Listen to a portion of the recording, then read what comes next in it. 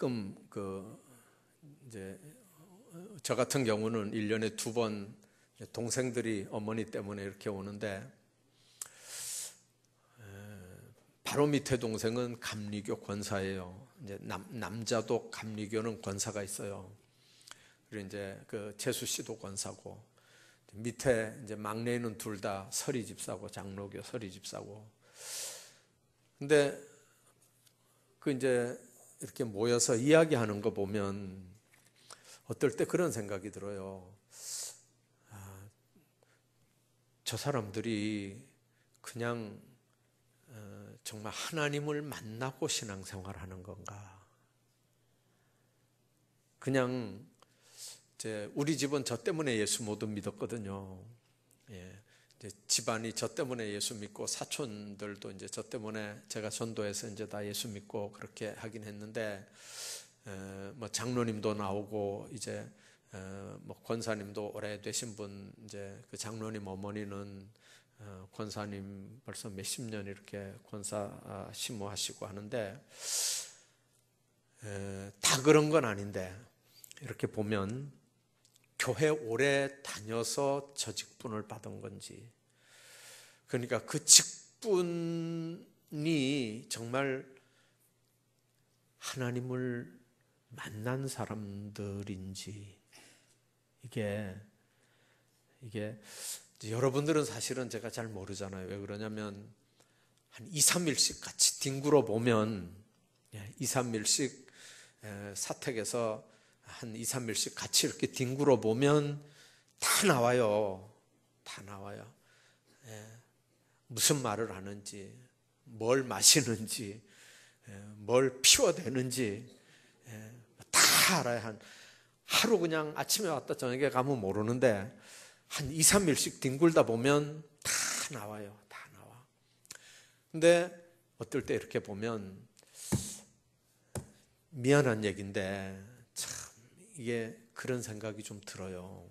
정말 하나님을 제대로 만나면서 신앙생활을 하는가? 그게 여러분들 이제 우리 집안만 문제겠습니까? 우리 집안만 문제겠어요? 아마 집안들마다 다 이런 고민들이 있을 거예요. 이제 예수 믿는다고는 하는데, 이 직분자들이라고는 하는데, 정말 예수 만나고 저 사람들이 예수를 믿는 건가? 아니면 그냥 이렇게 오랫동안 교회를 다니니까 그냥 직분자들이 돼서 그렇게 신앙생활을 한다고 하는 건가? 이제 알파를 지금 오늘까지 이렇게 마감을 해놨어요. 왜 그러냐면 계속 광고할 수 없으니까 오늘 오후 예배 끝나고 10명 안 되면 무조건 올 봄에는 안 하는 거예요. 가을에 하든지 뭐 내년에 넘기든지 해야 되는데, 몇 년 전에 그런 일이 있었어요. 우리 교회에 한 20년 정도 신앙생활을 했던 부부가 동시에 등록을 했어요. 그리고 성령의 날 기억하시죠? 성령의 날 성령 체험을 하는데, 이분이 나중에 은혜를 받고 나중에 간증을 했는데 뭐라고 했냐면요, 지금도 너무 생생해요. 20년 동안 못 만나고 그냥 교회만 다녔는데 이번 성령 수양회 때 자기가 예수님을 만났다는 거예요. 저는 그때 너무 쇼크를 먹었어요. 여러분들 몇 명 안 되는 그 작은 모임에서 부끄러울 수도 있잖아요. 그런 고백을 하는 거예요. 내가 20년을 교회 다녔는데 예수님 이번 성령 수양회 때 만났다. 이번 성령 수양회 때 내가 정말 예수님 만났다.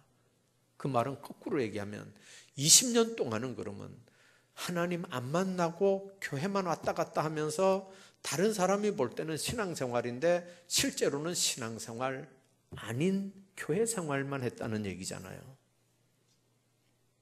이런 일이 있을 수 있을까요? 니고데모라고 하는 사람이 예수님을 찾아왔어요. 다른 성경에 보면 이 사람이 낮에 정정당당하게 찾아온 게 아니고 밤에 예수님을 찾아왔어요. 왜 그러냐면 이 사람이 산헤드린 공회 회원이에요. 여러분들 이 바리새인들 중에도 아주 핵심적인 사람들을 뽑아서 산헤드린 공회 회원이 되는 거예요. 근데 이 니고데모가 바로 산헤드린 공회 회원이에요. 관원이에요. 그리고 물론 바리새파에 속해 있는 사람이고요.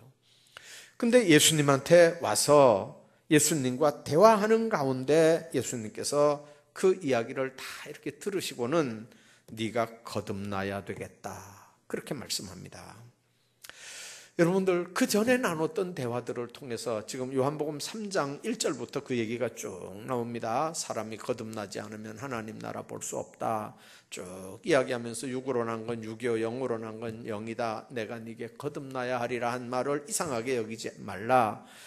쭉 나누는 대화 가운데서 핵심적으로 예수님이 니고데모에게 콕 찌르는 게 뭐냐면 네가 거듭나야 되겠다. 니고데모는 바리새인 칭호를 받을 정도로 아주 숙달된 사람이었지만, 신앙인이었지만, 그러나 신앙의 형식은 얼마든지 취할 수 있었는데 그 사람의 마음은 전혀 아니올시답니다. 그러니까 예수님이 네가 거듭나야 된다, 그렇게 말씀합니다. 그런데도 니고데모는 그게 무슨 소리인지 모릅니다. 내 나이가 지금 몇 살인데 어떻게 어머니 뱃속에 들어갔다가 다시 날 수 있겠느냐, 엉뚱한 질문을 합니다. 그러니까 예수님께서 하시는 말씀이 내가 지금 땅의 일을 말해도 네가 다 알아듣지 못하는데 하늘에 관한 말을 하면 네가 어떻게 이해하겠느냐, 그러면서도 네가 이스라엘의 선생이냐, 그렇게 말씀합니다. 그리고 하시는 말씀이 광야에서 구리뱀이 들렸을 때 그걸 쳐다보는 많은 사람들이 다 살아난 것처럼 쳐다보면 사는 건데 거기 무슨 지식이 필요한 겁니까? 그냥 쳐다보면 사는 건데 이와 같이 인자도 들려야 한다. 누구든지 독생자 예수 그리스도를 믿기만 하면 멸망하지 않고 영생 얻는다, 그렇게 말씀합니다. 그래서 거듭나는 건 성령으로 된 건데 성령은 마치 바람에 이렇게 바람이 부는 것처럼 바람 부는 모양은 보이지만 바람은 안 보이지 않습니까? 분명한 건 성령으로 거듭나는 건 꼭 그와 같다, 그렇게 말씀합니다.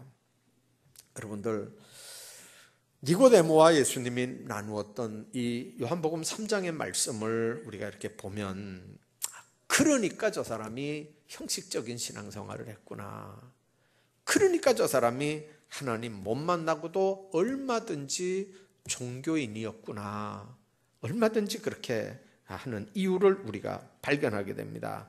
왜 니고데모가 그렇게 종교생활을 하면서 유대인의 관원이면서 바리새인이면서 산헤드린 공회 회원이면서도 하나님을 체험하지 못하고도 얼마든지 그렇게 형식적인 신앙을 갖추었을까요? 첫 번째는 예수님을 영접하지 않아서 하나님을 못 만나는 겁니다.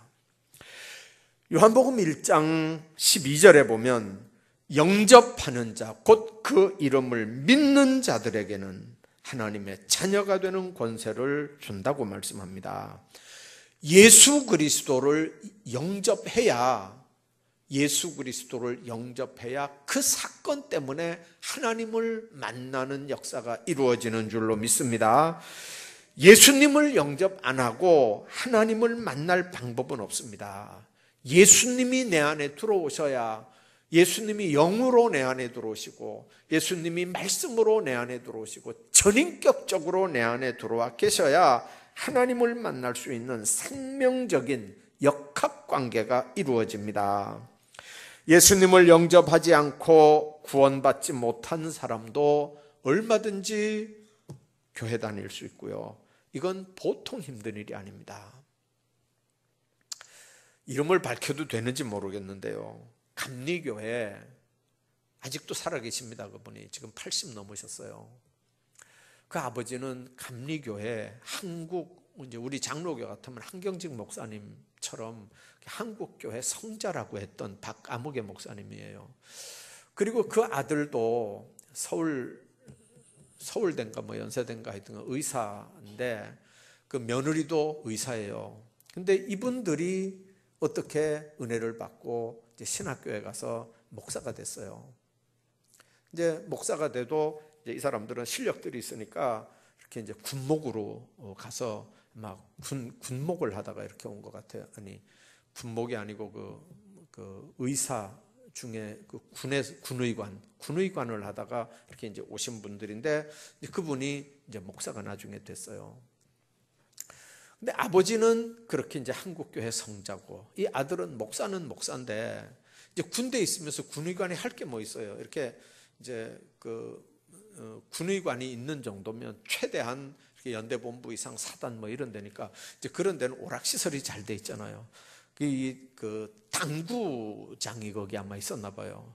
그러니까 이 군의관이 맨날 가서 이제 환자 안 볼 때는 이제 당구만 쳐가지고 당구 실력이 아마 굉장한가 봐요. 근데 목사가 돼서 강단에 딱 써보니까 교인들 머리가 다 당구 다마로 보이더래요. 근데 그분 직접 하는 얘기가 그거예요. 저 아무개 권사님 머리를 딱 때리면 그 머리가 저쪽 벽에 가서 딱 붙어가지고 저쪽에 집사 머리 딱 맞아가지고 막 이렇게 교인들 머리가 이게 당구 다마로 다 보이는 거예요. 그런 목사님인데 어느 날 옛날에는 직행버스를 타고 가는데 직행버스가 말 그대로 직행이잖아요. 비포장도로를 막 달리는데 동네마다 안 서잖아요. 근데 어떤 이 머리에 뭘 이렇게 한 보따리 이고 어떤 아줌마가 빨리 내려달라 그러는 거예요. 여기서 내려달라고. 그러니까 직행버스 운전사가 여기는 못 내립니다 하고 안 내려줬어요. 이제 사람들이 다 이렇게 그 여자 보는 거예요. 근데 내려달라고 사정사정해도 안 내려주니까 이 여자가 나중에 뭐라 그러냐면 예수님이 지금 빨리 내리라고 그런다는 거예요. 그러니까 빨리 차 좀 세워달라는 거예요. 그러니까 이제 그 박아무개 목사님이 아마 이렇게 보면서 아휴 저런 여자들 때문에 예수 믿는 사람들이 욕을 먹고 참 그렇다고.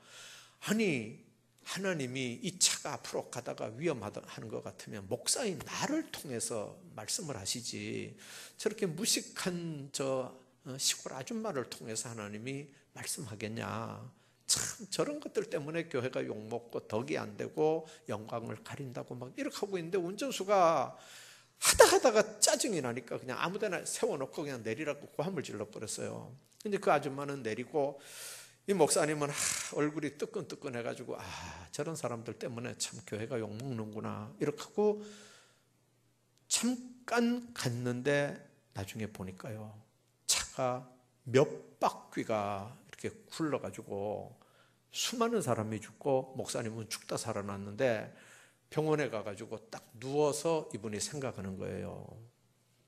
왜 하나님이 목사인 나한테는 얘기 안 하고 왜 그 무식한 아줌마한테 얘기를 해서 그 아줌마는 멀쩡했죠. 아줌마는 멀쩡하고 왜 목사인 나는 그 차에서 굴러가지고 목숨은 건지긴 했는데 왜 이렇게 됐을까? 이제 그 사건 때문에 이분이요 완전히 사람이 이제 완전히 바뀌어졌어요.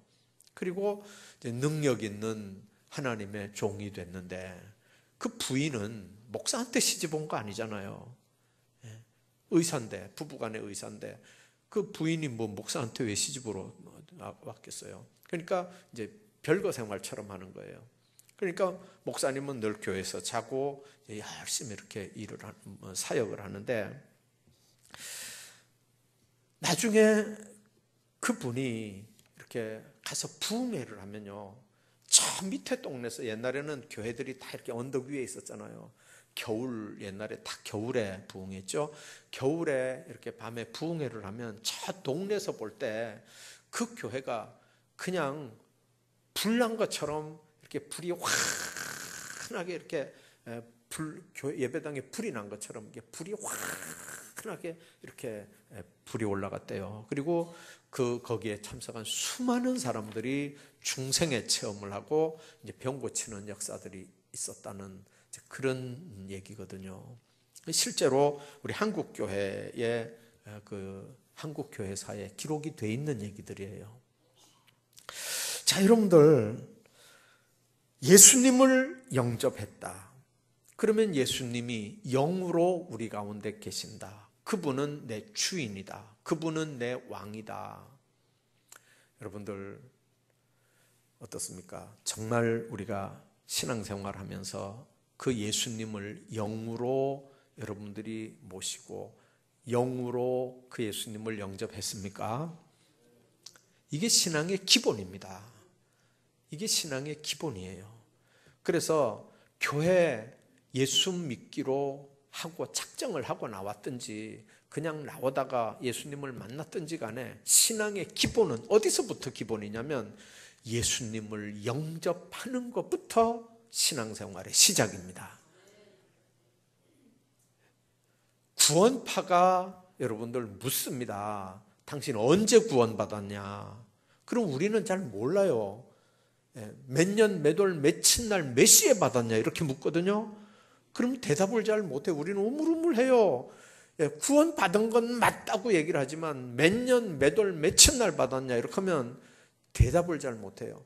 근데 구원파는요, 이 예수 그리스도를 영접한 날, 자기가 중생한 날을요 분명하게 기억합니다. 그래서 육신이 태어난 날과 시를 아는 것처럼 그 사람들은 영적으로 구원받은 거듭난 날짜를요 분명하게 얘기합니다. 그래서 이게 대답이 시원치 않은 사람들을 파고 들어가는 게 바로 기성교인들이 거기 희생당하는 거예요. 여러분들, 우리가 분명하게 알아야 되는 건 몇 년, 몇 월, 며칠 날, 그거는 사실은 몰라도 상관없어요. 그러나 분명한 건 내가 구원받은 하나님의 자녀다. 그건 알아야 됩니다. 그걸 뭘로 압니까? 예수님이 내 구주로 나에게 내 심령 속에 이렇게 들어와 계신다. 내가 그분을 내 구주로 영접했다. 모셔드렸다. 라는 영적 체험, 영적 확신은 반드시 있어야 된다 그 말이에요. 이게 없으면 예수 믿는 사람 아니라는 거예요. 로마서 8장에 보면 예수의 영이 없는 사람은 하나님의 사람이 아니라는 거예요. 하나님의 영, 예수의 영이 성령이거든요. 하나님의 영이 없으면 하나님의 사람이 아니라는 거예요. 이거는 몇 년 믿었느냐, 뭐 목사냐 집사냐 이거 전혀 상관없는 얘기예요. 예수의 영이 그 속에 모셔져 있느냐. 그래야 예수의 영은 하나님의 영이거든요. 예수의 영이 모셔져 있어야 그 사람이 하나님을 제대로 만나는 역사가 있는 줄로 믿습니다. 그래서 로마서 8장에 보면 우리는 세상의 영을 받지 않고 양자의 영을 받았다고 그랬고요. 고린도전서 2장 12절에 보면 세상의 영이 있습니다. 태어나는 모든 불신자는 세상의 영을 받았고요. 사탄의 영의 지배를 받고 사는 건데 예수 믿고 구원받은 사람들은 그 예수님을 영접하는 겁니다. 그래서 로마서 8장에 보면 그리스도의 생명의 성령의 법이 너를 죄와 사망의 법에서 해방하였다. 그렇게 말씀합니다. 우리는 성령의 법, 그 법을 우리 속에 모시고 사는 하나님의 사람들인 줄로 믿습니다. 그래서 고린도전서 3장 16절을 보면 너희가 하나님의 성전인 것과 하나님의 성령이 너의 안에 거하는 것을 알지 못하였느냐? 그렇게 말씀합니다. 구약시대는 아브라함 전에, 모세 전에는 다 그냥 밖에다가 돌로 단을 쌓고 그 위에다가 하나님 앞에 다 제사를 드렸습니다. 그러나 모세 때 회막을 지었습니다. 그리고 회막을 등분을 해가지고 성소와 지성소를 구분했고요. 그 지성소 안에다가 하나님의 법궤를 두면서부터 이 하나님 앞에 제사 드리는 장소가 이렇게 시각적으로 고정이 되기 시작합니다. 그렇게 하다가 나중에 솔로몬 시대에 그 회막이 철거가 되고 하나님의 성전이 이렇게 아주 멋있게 세워지죠. 그러나 바벨론 포로로 갈 때 그 성전은 다 불타 없어지고 다 망가집니다. 그리고 70년 만에 돌아와서 이스라엘 백성들이 했던 게 성전을 회복시키는 일을 한 겁니다. 그리고 헤롯 성전, 헤롯 시대 때, 예수님 시대 때 이제 성전이 또 지어지지만 그거는 짓다가 로마 사람들에 의해서 그냥 중단되고 완성도 안 되고 그냥 다 끝났습니다. 근데 예수님 때 와서는 이 성전의 개념이 뭐냐면 건물이 아닙니다.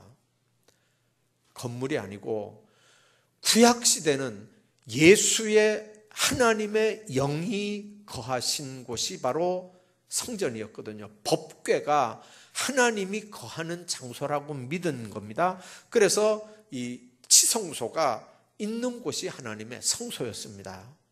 그런데 신약 시대는 이 법이 어떻게 바뀌냐면 예수의 영이 우리 심령 속에 다 들어와 계십니다. 그래서 고린도전서 3장 16절과 6장 16절 두 군데서 뭐라고 얘기하냐면 우리 몸이 하나님의 성전이라는 거예요. 왜 우리 몸이 하나님의 성전이냐면 우리 속에 예수의 영이 계시기 때문에 예수의 영이 계시는 우리 몸이 하나님의 성전이라는 거예요. 그래서 이 몸을 더럽히지 말라는 거예요. 여러분들 몸을 너무 무상단지처럼 만드는 것도 죄고요. 아이고 이까진 거 뭐 죽으면 다 흙으로 돌아갈 거 아무렇게나 막 불리는 거 그것도 하나님 앞에 죄예요.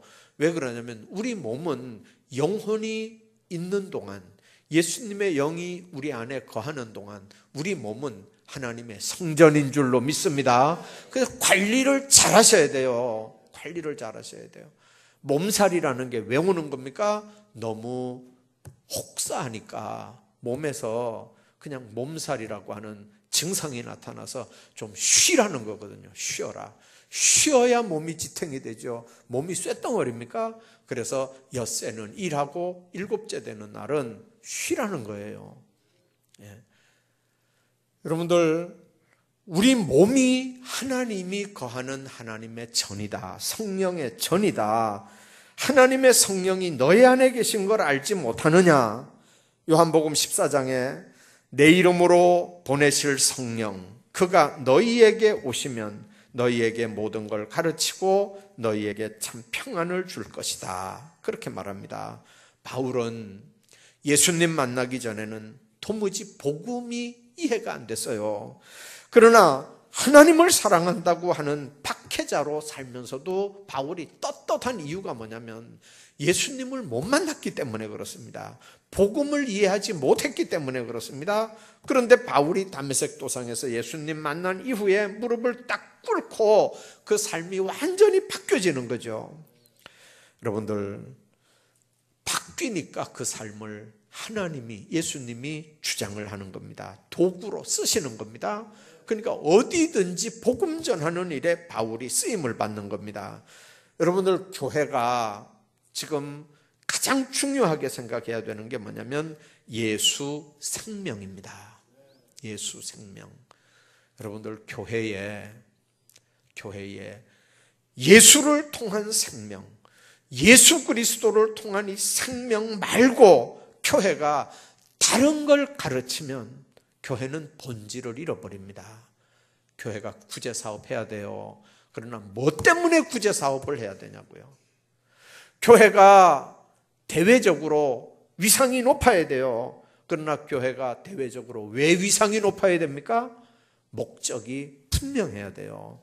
이게 전도가 되면 목적과 비본래적인 게 바뀌어지면 이게 교회는 그때부터 사람들에게 짓밟히는 거예요.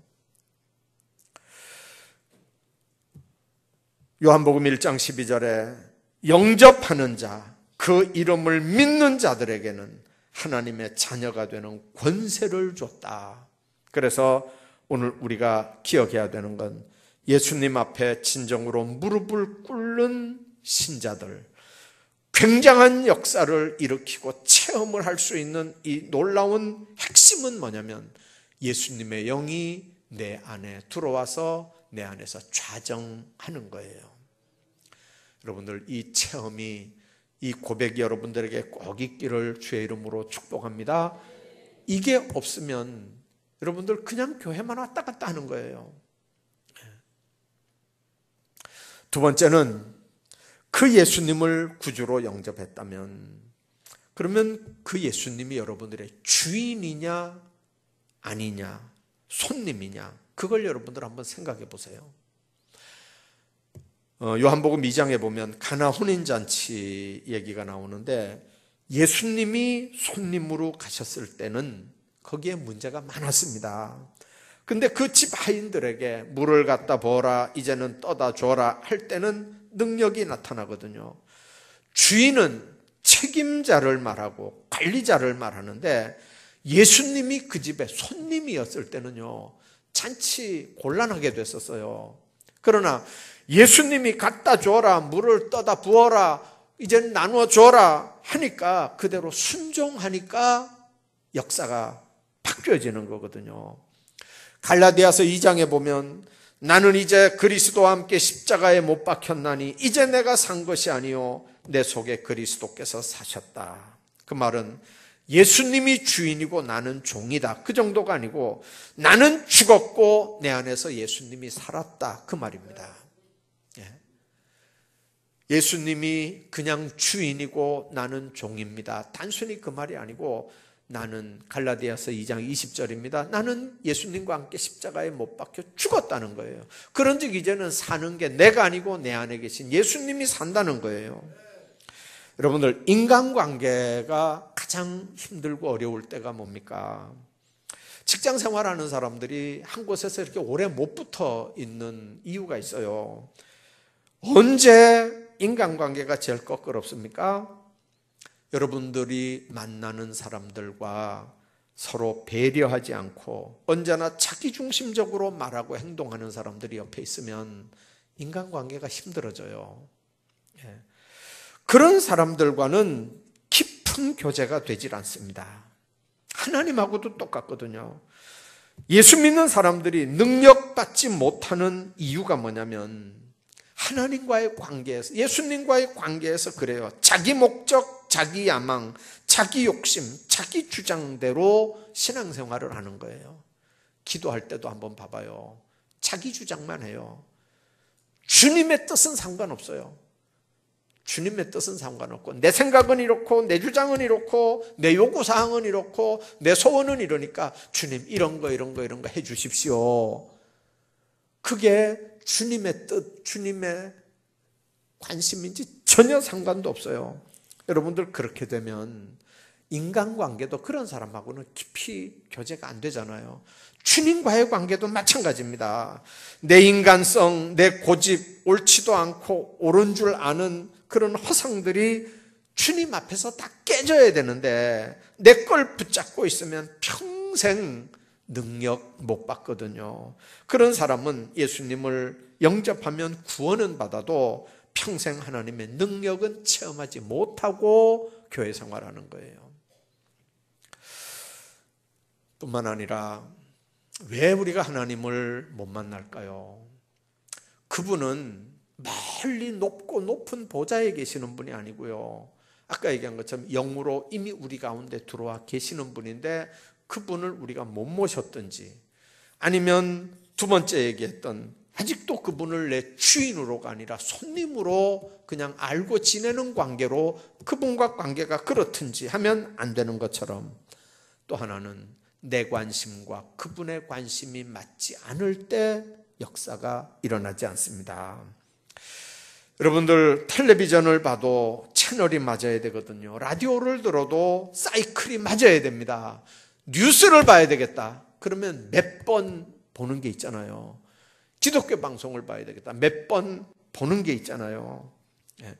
죽을 영혼을 살리기 위해서 하나님께서 아들 독생자를 이 땅에 보내셨다는 게 그분의 최대 관심사라면, 오늘 우리가 그분과 초점을 맞추는 일이 신앙생활에서 너무 중요한 거예요. 여러분들, 우리가 예수 믿는다, 신앙생활 한다, 그분이 내 생각에 맞추는 게 아니고 내가 그분 생각에 맞추는 게 신앙생활이잖아요. 그러니까 그분이 나에게 요구하는 게 뭐냐 말이에요. 그분이 인간들에게 요구하는 게 뭐냐 말이에요. 내 아들 독생자 십자가에 못 박았으니까 그 아들 보고 믿고 구원 받으라는 거죠. 믿고 지옥 가지 말고 천국 백성으로 살라는 거죠. 내 관심이 여기 있으니까 너희들도 네가 만나는 주변의 모든 사람들에게 바로 이 사명을 감당하라는 거거든요. 여러분들, 예배당이 왜 이렇게 아름다워야 됩니까? 우리가 드림센터를 짓는 이유가 뭡니까? 바로 하나님의 백성들을 구원시키려고 하는 목적, 이것 때문에 우리가 성전도 있어야 되는 거고 드림센터도 있어야 되는 거잖아요. 목적이 분명해야 돼요. 예. 여러분들, 주님 안에서 복음 전도, 영혼 구원에 대한 관심이 저절로 흘러나와서 주님과 교통이 되는 역사들이 있어야 영원한 하나님 나라에서 별처럼 빛날 영광의 면류관을 우리가 누리게 되는 줄로 믿습니다. 우리의 중요한 관심이 뭡니까? 죽은 영혼 살리는 일입니다. 교회가 그것 때문에 존재하는 거거든요. 교회 안에 목사, 장로, 안수집사, 권사가 왜 필요한 겁니까? 가장 효과적으로, 가장 조직적으로 어떻게 하면 이 복음을 증거할 건가? 그래서 교회 조직이 필요한 거예요. 그래서 교회 조직이 필요하다고요. 여러분들, 이거 말고 교회에 조직이 왜 필요하겠습니까? 교회 안에 건물이 왜 필요하겠습니까? 구원시킬 백성들 때문에 필요한 겁니다. 그래서 죽을 영혼 살려내는 게 교회의 최고의 관심거리입니다. 주님이 그 관심을 가지고 우리에게 오셨고 우리도 그 관심 가지고 주님 앞에 간다면 그분과 우리가 관심이 똑같아야 되는 거거든요. 그래서 성경은 볼지어다 내가 세상 끝날까지 너희와 항상 함께 하겠다. 너희는 가서 모든 족속으로 제자를 삼아라. 왜요? 거기서 예수님의 놀라운 역사, 동행의 역사가 함께하고 거기서 예수 이름으로 기도해서 치료받는 역사들이 함께하기 때문에 그렇습니다. 여러분들, 주님과 어떤 교통의 삶을 가집니까? 정말 그분이 여러분들 속에 영접이 돼 있는 분입니까? 그분이 여러분들의 왕이고 주인입니까? 나는 죽고 그분이 삽니까? 그리고 그 모든 삶을 통해서 그분이 나를 향한 뜻과 내가 그분을 향한 뜻이 이렇게 맞습니까? 여러분들, 하나님의 관심과 여러분들의 관심이 맞아야 되는데 여러분들의 관심을 뜯어 고쳐서 그분 관심에 맞춰드리는 삶이 바로 신앙생활입니다. 나는 내려놓고 내 생각, 내 뜻 내려놓고 그분 뜻대로 살아드리는 삶이 하나님 앞에 복된 삶인 걸 기억하면서 오늘도 여러분들 예수 그리스도를 온전하게 영접하고 그분의 다스림을 온전하게 받고 그분과 관심 일치되는 신앙의 사이클을 만들어가면서 정말 예수님 날마다 체험하는 복된 삶들 사시기를 주의 이름으로 축복합니다.